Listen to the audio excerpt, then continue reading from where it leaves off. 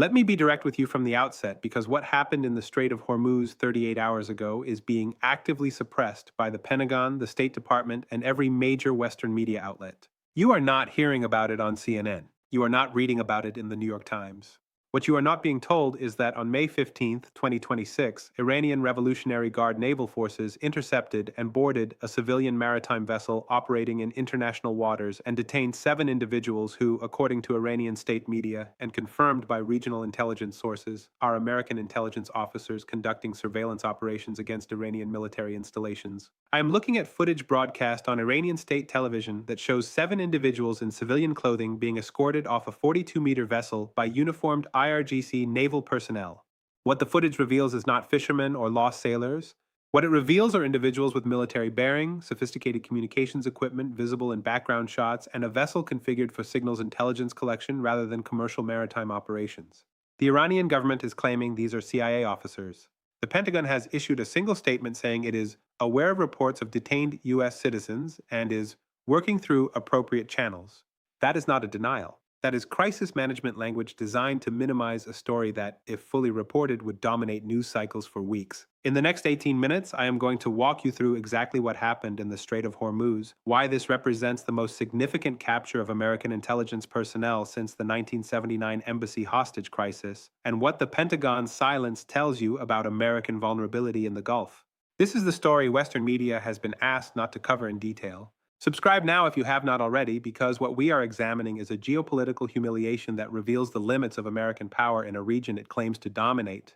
Let's start with what we know from verified sources, because in situations like this, separating confirmed facts from propaganda is essential. The vessel in question is registered as the MV Sentinel Explorer, a Liberian-flagged research ship owned by a shell company incorporated in Panama with operational ties to Maritime Security Associates, a private contractor that has worked extensively with U.S. intelligence agencies. According to ship tracking data from marine traffic, the Sentinel Explorer entered the Strait of Hormuz from the Gulf of Oman on May 13th and spent approximately 36 hours conducting what its transponder data listed as oceanographic research in international waters near the shipping lanes but within 24 nautical miles of the Iranian coast. That positioning is legal under international maritime law but operationally suspicious. Legitimate oceanographic research vessels do not typically operate that close to sensitive military coastlines in one of the world's most contested waterways.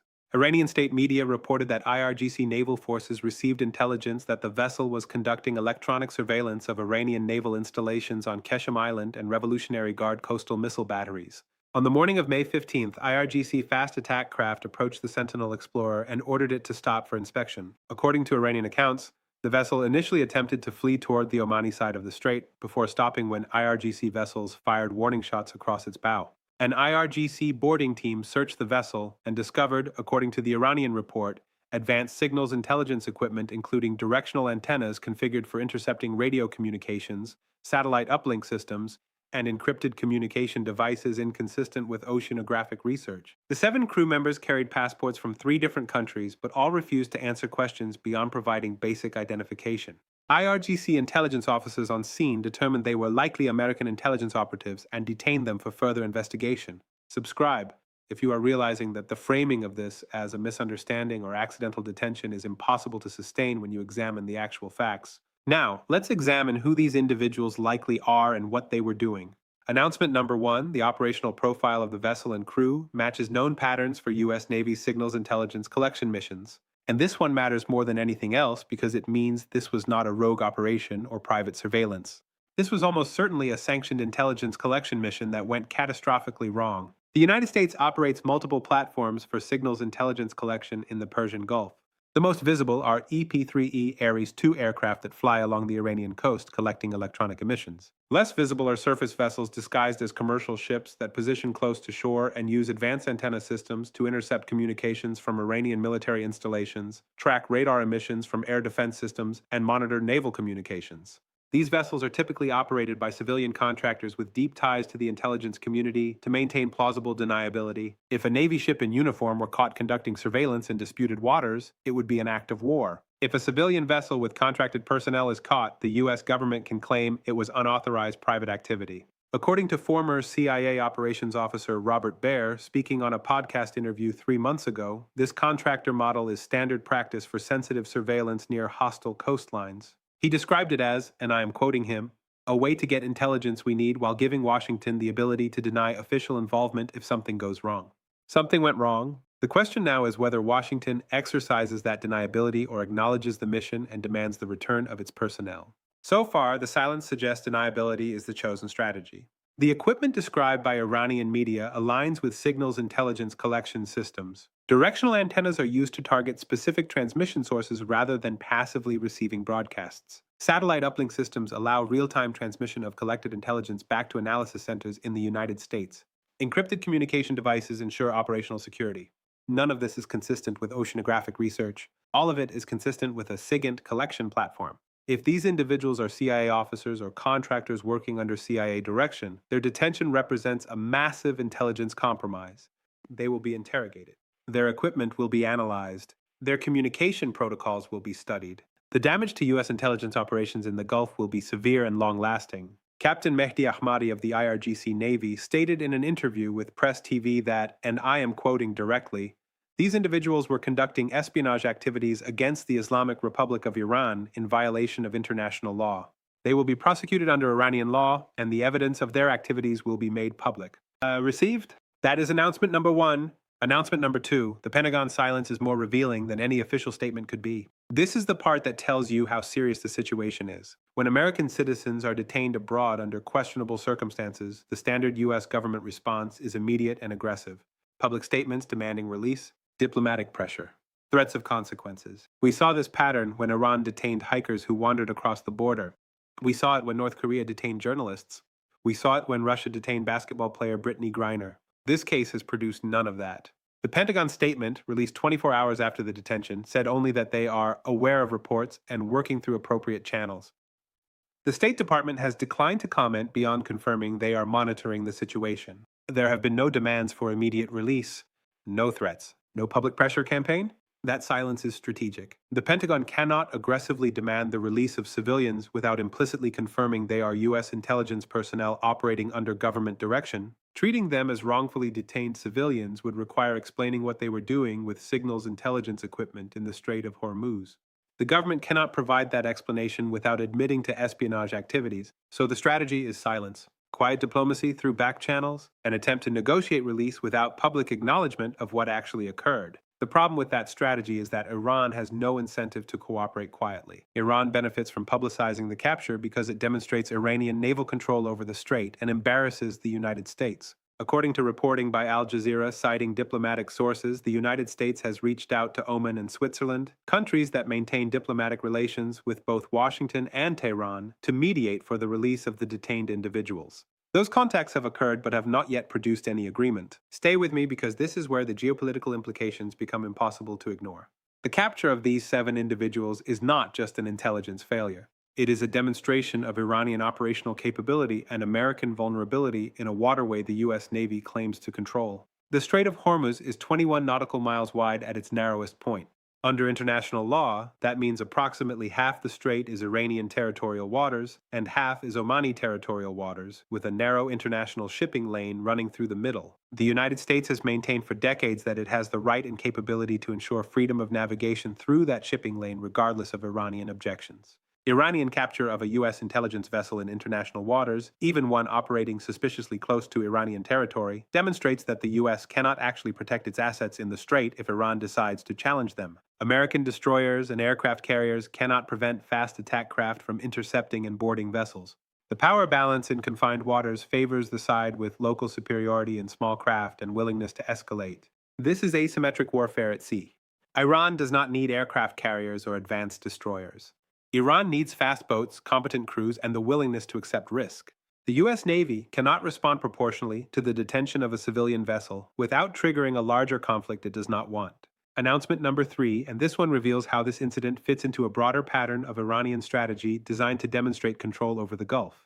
The capture of the Sentinel Explorer is not an isolated incident. It is part of a systematic effort by Iran to assert maritime dominance in the Persian Gulf and Strait of Hormuz through harassment, detention, and seizure of vessels Iran deems threatening. Since January 2025, Iranian forces have boarded or detained at least 23 vessels in the Persian Gulf according to data compiled by maritime security firms. Most were released after inspection. 5 were held for extended periods on charges ranging from smuggling to illegal entry into Iranian waters to espionage. The Sentinel Explorer is the sixth vessel currently in Iranian custody and the first involving confirmed or suspected American personnel. This pattern represents a strategy of incremental assertion. Each incident tests international response. When that response is limited or ineffective, Iran becomes bolder. The capture of American intelligence officers is the logical escalation of a pattern that has been building for 16 months without effective deterrence. Think carefully about what this means. Iran is operationally demonstrating that it controls the waters on its side of the Gulf, regardless of American military presence in the region. U.S. Navy ships transit the strait regularly. U.S. surveillance aircraft fly overhead constantly. None of that prevented Iranian forces from intercepting a vessel, boarding it, and detaining its crew. The Pentagon cannot credibly claim to guarantee freedom of navigation when vessels operating under U.S. intelligence direction can be seized without consequence. That credibility gap matters because freedom of navigation in the Strait of Hormuz is the stated cornerstone of American Gulf strategy. If that guarantee is hollow, every aspect of American military posture in the region is called into question. Received. That is announcement number 3. Now let's talk about what is really happening behind the diplomatic language because there are 2 stories and only one of them explains the silence. The official story is that 7 civilians were detained and the U.S. government is working quietly for their release. That story maintains plausible deniability and avoids escalation. But the real story is that American intelligence operations in the Gulf have suffered a major compromise and the Pentagon has no good options for response. Military strikes to rescue the detainees would trigger a regional war. Public acknowledgement would confirm espionage and make negotiations impossible. Continued silence allows Iran to control the narrative and extract maximum propaganda value. Iran understands this dynamic perfectly. By detaining intelligence operatives rather than uniformed military personnel, Iran creates a situation where the United States cannot respond with military force without admitting to espionage activities that violate the spirit, if not the letter, of international law. President Harris has not publicly commented on the detention. The White House press secretary was asked about it in a briefing on May 16th and stated that the administration does not comment on intelligence matters. That non-denial confirmation tells you everything. If these were innocent civilians wrongfully detained, the president would be demanding their release. The silence confirms they are not innocent civilians. If you are a U.S. Navy planner, this incident is evidence that your surveillance operations in the Gulf are vulnerable to interdiction and you have no effective response short of war. If you are an Iranian strategist, this is confirmation that asymmetric tactics can negate American conventional military superiority in confined waters. If you are watching regional power dynamics, this is data that Iran is winning the competition for control in the Gulf regardless of American military presence. This pattern has repeated throughout history. During the Cold War, the Soviet Union regularly detained U.S. intelligence aircraft and personnel operating near Soviet borders. The United States protested, negotiated, and eventually got most of them back. But the detentions continued because the Soviet Union was willing to accept the diplomatic cost, and the United States was unwilling to go to war over intelligence personnel caught conducting surveillance. Iran is applying the same logic.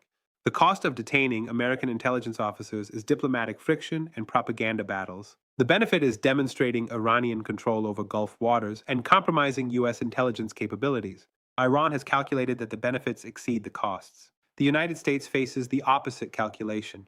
The cost of military action to free the detainees is regional war. The cost of public acknowledgement is confirming espionage and losing diplomatic standing. The cost of quiet negotiation is appearing weak and inviting further Iranian challenges. All options are bad. Iran structured the situation precisely to create that calculus.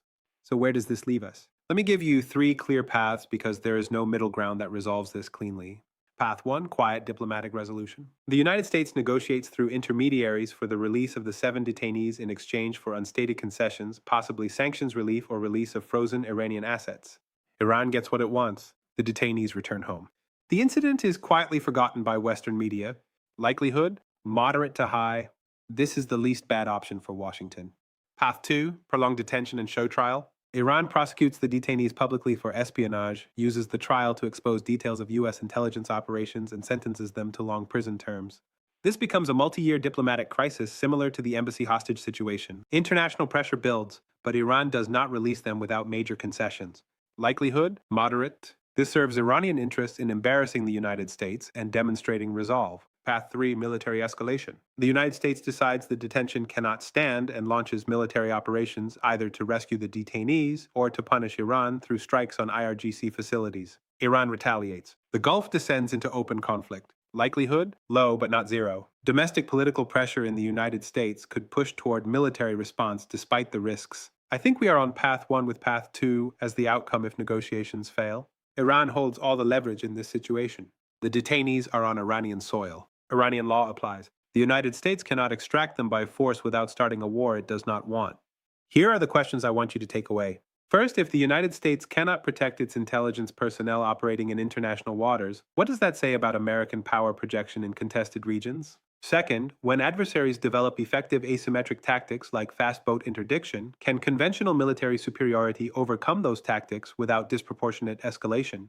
Third, how long can the Pentagon maintain silence before the story breaks into mainstream media and forces a public response? Tell me in the comments whether you think these 7 individuals will be released quickly or whether this becomes a prolonged crisis. Tell me what you think Iran demands in exchange for their freedom.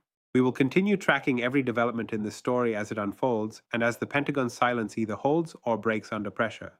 That is what this analysis does every single day. Subscribe now. Share this with everyone who needs to understand that major geopolitical events are happening right now that Western media is choosing not to cover comprehensively. Turn on notifications so you do not miss the next update as this situation continues developing, and we will see you in the next analysis.